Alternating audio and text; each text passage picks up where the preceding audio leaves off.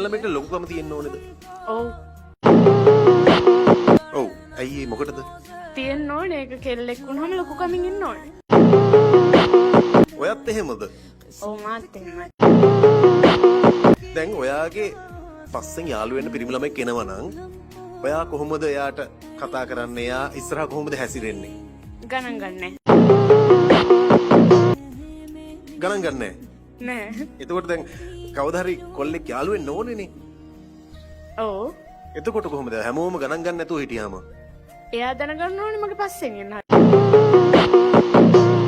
පස්සෙන් එන්න ඕනේ. පස්සෙන් කොච්චර කාලයක් එන්න ඕනේද? කැමති වෙනකන් එන්න ඕනේ. මොන වගේ කොල්ලෙක්ටද ඔයා කැමති?